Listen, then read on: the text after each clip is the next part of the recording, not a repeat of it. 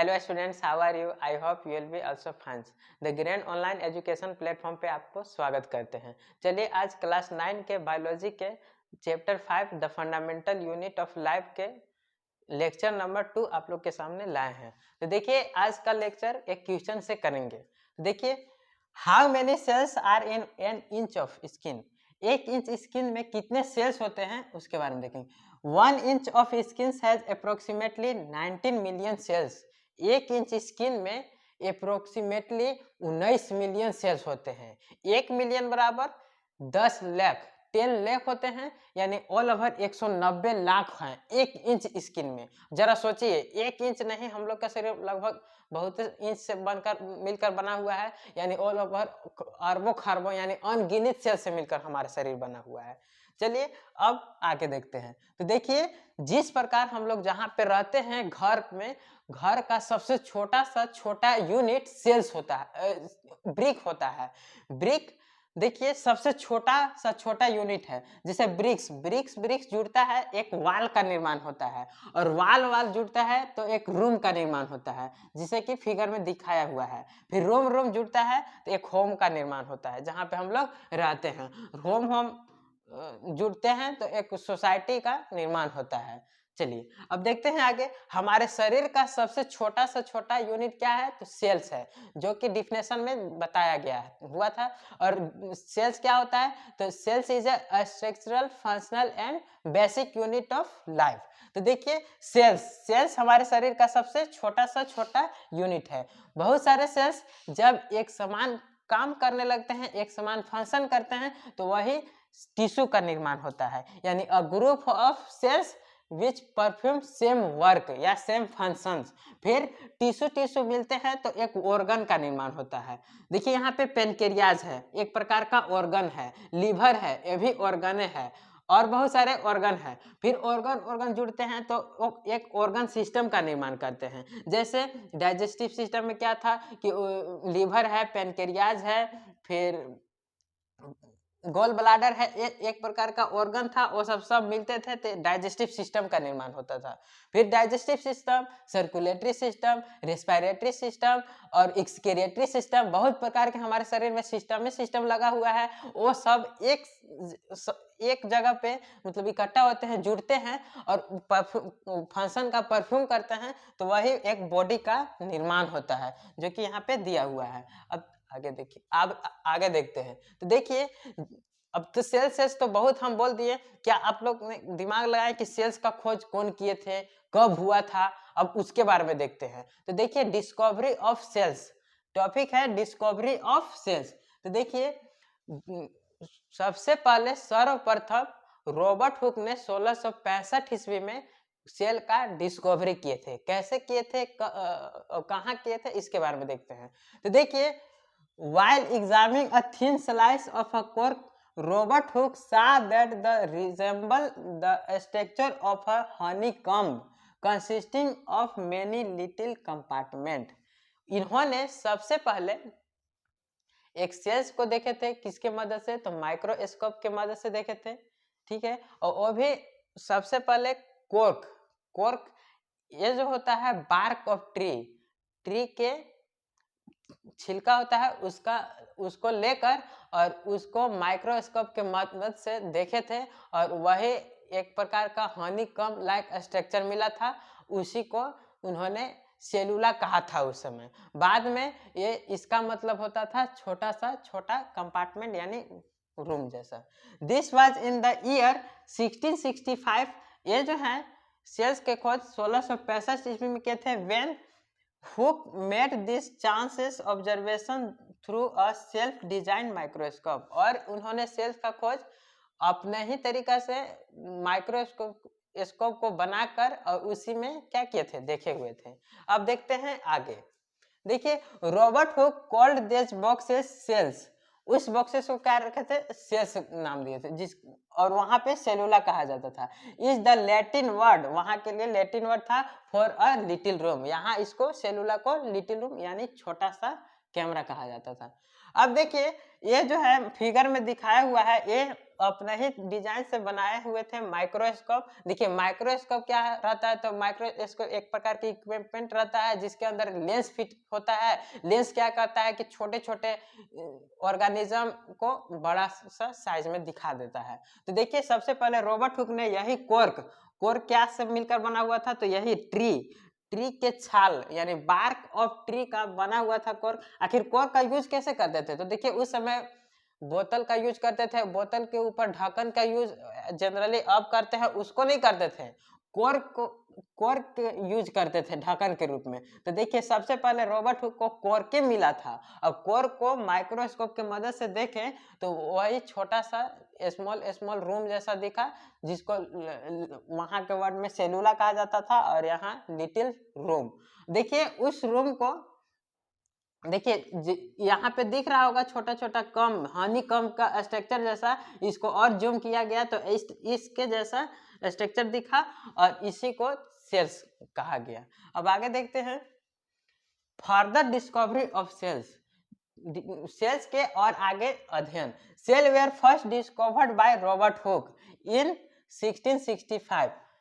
Robert Hooke ने सबसे पहले सेल्स का खोज किया था, अभी कब 1665 ईस्वी में। अभी देखिए रॉबर्ट हुक ने डेड सेल का डिस्कवर किया था। याद रखिएगा कॉर्क जो लगा हुआ था वो तो पहला ही से ना फिट था, वो तो मृत था ना कॉर्क, वही में डिस्कवर किया गया था। यानी सबसे पहले रॉबर्ट हुक ने डेड सेल का डिस्कवर किया था।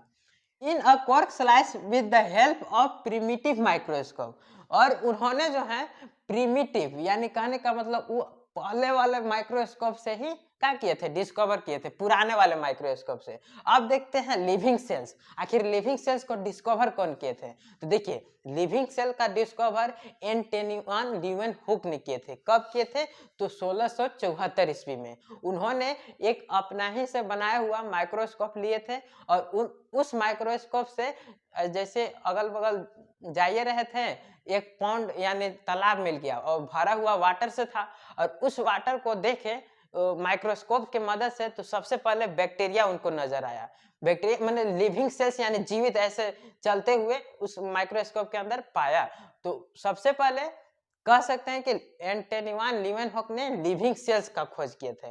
कब, तो 1674 ईस्वी में। देखिए एंटोनी लीवन हुक तो आए, उसके बाद जो है एमजे स्लाइडेन जो कि 1848 ईस्वी में आए थे। तो देखिए एमजे स्लाइडेन आए, वो जो थे वो बोटनिस्ट थे। ठीक है, बोटनिस्ट कहने का मतलब पेड़ पौधे के बारे में अध्ययन करते थे। अब उन्होंने अध्ययन करते गए। अब उन्होंने माइक्रोस्कोप के मदद से देखें कि जो भी प्लांट है सब प्लांट सेल से मिलकर बना हुआ है, सेल से। फिर आगे देखिए कि ये जो है plants are formed by cell, plant cell having a special layer known as cell wall. और उन्होंने ये भी देख लिए कि सेल्स के जो बाहरी आवरण होता है वो सेल वाल होता है, स्पेशल लेयर उन्होंने डिस्कवर किया था। कौन किए थे, तो एमजे स्लाइडेन। ये बहुत बड़ा ही बोटनिस्ट थे, यानी पेड़ पौधे के बारे में अध्ययन करते थे। उन्होंने ये पता लगा लिए थे कि जितने भी दुनिया में पेड़ पौधे हैं सब सेल से मिलकर बना हुआ है, और जितना भी पेड़ पौधे हैं उनका जो सेल्स होता है, सेल्स का बाहरी आवरण सेल वाल होता है, जो कि बताएंगे। ऐसे सेल वाल पढ़े होंगे, सेल वाल सेलुलोज से मिलकर बना हुआ होता है, जो कि सेल मेम्ब्रेन से भी बाहर आवरण होता है।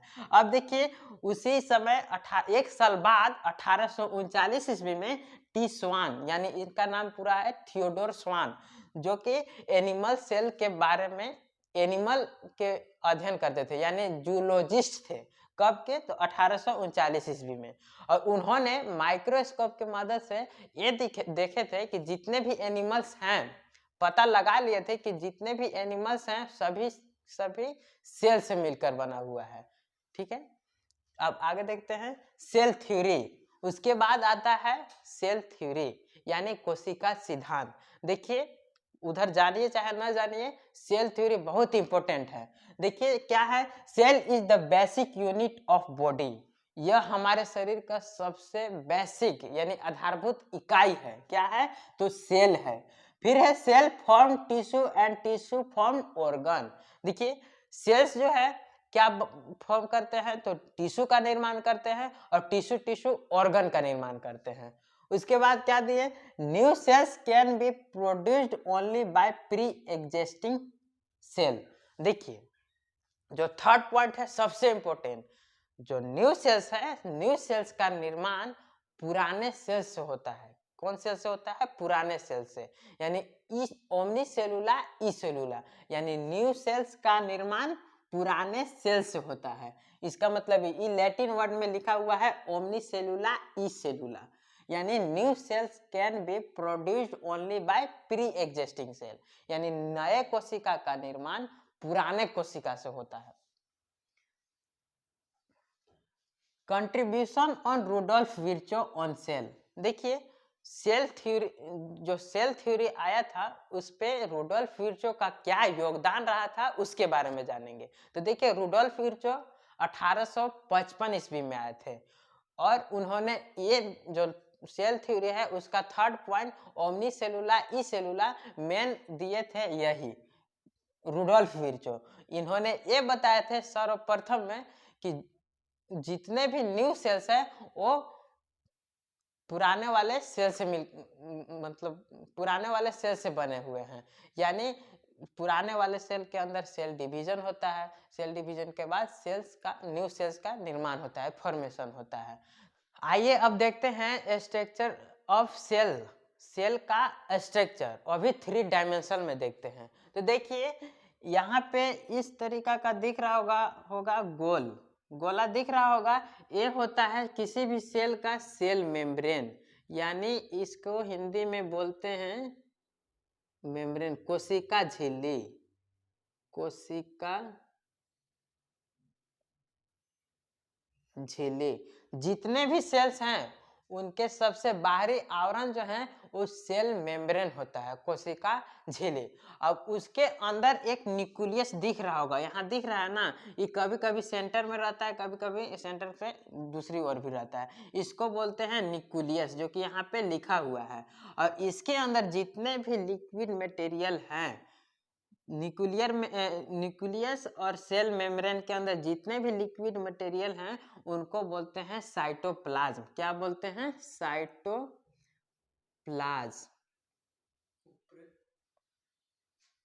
साइटोप्लाज्म कहते हैं। और साइटोप्लाज्म को हिंदी में कोशिका द्रव्य बोलते हैं, कोशिका द्रव्य। देखिए और प्लांट सेल में क्या होता है कि जितने भी प्लांट सेल होते हैं, जैसे एनिमल सेल्स में सेल मेम्ब्रेन होते हैं, प्लांट सेल में भी सेल मेम्ब्रेन होते हैं, लेकिन उनमें एक और आवरण हार्ड होता है जिसको हम सेल वाल बोलते हैं। क्या बोलते हैं, सेल वाल, यानी कोशिका भित्ति, कोशिका भित्ति।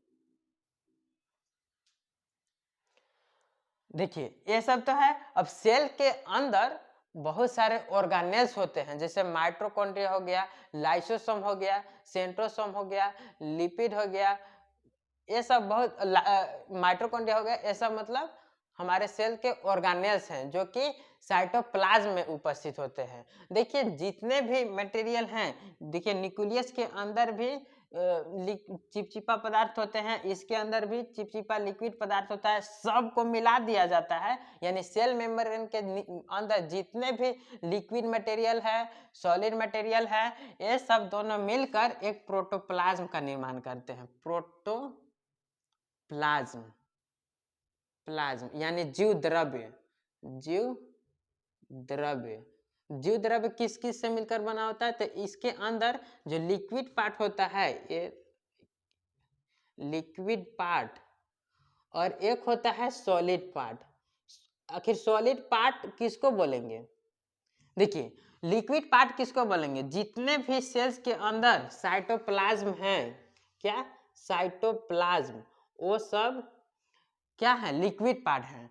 और सॉलिड पार्ट यानी एक हो गया माइटोकॉन्ड्रिया हो गया, लाइसोसोम हो गया, सेंट्रोसोम हो गया, इंडोप्लाज्मिक रेटिकुलम हो गया, इंडोप्लाज्मिक भी और है, गोल्जी बॉडी हो गया, ये सब सेल ऑर्गेनेल्स हैं। सेल ऑर्गेनेल्स यानी सॉलिड पार्ट में होते हैं। लिक्विड पार्ट कहने का मतलब साइटोप्लाज्म, जो कि न्यूक्लियर मेम्ब्रेन और सेल मेम्ब्रेन के बीच में एक पार्ट होता है, चिपचिपा पदार्थ, उसको साइटोप्लाज्म कहते हैं। ये सब तो जान गए स्ट्रक्चर। देखिए अब जानते हैं सेल का टाइप ऑफ सेल। आखिर सेल को किस आधार पर बांटा गया? तो इंटरनल स्ट्रक्चर के आधार पर सेल को दो भागों में बांटा गया। एक है प्रोकैरियोटिक सेल्स और एक है यूकैरियोटिक सेल्स। ऐसे आप लोग के प्रोकैरियोटिक और यूकैरियोटिक के बारे में पढ़ना है। Prokaryotic cell and eukaryotic cell. देखिए प्रोकैरियोटिक सेल और यूकैरियोटिक सेल वो जो है सेल के इंटरनल स्ट्रक्चर के अनुसार पर रखा गया है। देखिए प्रोकैरियोटिक सेल्स थोड़ा सा जानेंगे क्या होता है। प्रो, बायोलॉजी में प्रो का मतलब होता है फॉल्स। क्या होता है? फॉल्स या अविकसित कह सकते हैं, अविकसित। और कैरियोटिक जो है कार्योन से मिलकर बना हुआ है। कार्योन कहने का मतलब बायोलॉजी में कार्योन को न्यूक्लियस बोला जाता है। क्या बोला जाता है? न्यूक्लियस। अब देखिए इसमें क्या हो गया कि न्यूक्लियस जो है अविकसित या फॉल्स यानी न के बराबर होता है, उसी को प्रोकैरियोटिक सेल्स कहा जाता है। और यूकैरियोटिक, यू मतलब होता है बायोलॉजी में ट्रू। क्या होता है? ट्रू। कैरियोटिक यानी कार्योन का मतलब होता है न्यूक्लियस यानी जिस सेल्स में न्यूक्लियस एकदम हो, वो भी डेवलप हो, उसी को यूकैरियोटिक सेल कहा जाता है। यानी सेल के इंटरनल स्ट्रक्चर के आधार पर प्रोकैरियोटिक सेल्स और यूकैरियोटिक सेल्स रखा है। एक में न्यूक्लियस जो है पूरा डेवलप है और एक में इनडेवलप है यानी फॉल्स में है। और है ऐसे, और आगे जाइएगा तो मेसोकैरियोटिक पढ़ना है। कैरियोटिक सेल्स एक होता है एक कैरियोटिक सेल्स। तो देखिए एक कैरियोटिक सेल्स जहां भी मिलेगा, एक का मतलब होता है नहीं, नोट। कैरियोटिक का मतलब होता है न्यूक्लियस यानी जिस सेल्स में नहीं है, ठीक है, जिस सेल में न्यूक्लियस नहीं है उसे एक कैरियोटिक सेल्स बोला जाता है। और मेसोकैरियोटिक कहने का मतलब कि जिसमें न्यूक्लियस मतलब अर्ध विकसित हो, माने मीडियम जैसा हो, उसे मेसोकैरियोटिक्स बोला जाता है। ऐसे आप लोग के बुक में प्रोकैरियोटिक पढ़ना है और यूकैरियोटिक, मेसोकैरियोटिक और एकैरियोटिक नहीं पढ़ना है, ठीक है। अब देखिए एक सेल थ्योरी में जो अपवाद में था कोशिका सिद्धांत में, वो क्या था कि जितने भी सेल्स हैं, जितने भी एनिमल्स हैं और प्लांट्स हैं, सब सेल से मिलकर बना हुआ है। लेकिन वायरस आप लोग जानते होंगे वायरस के बारे में।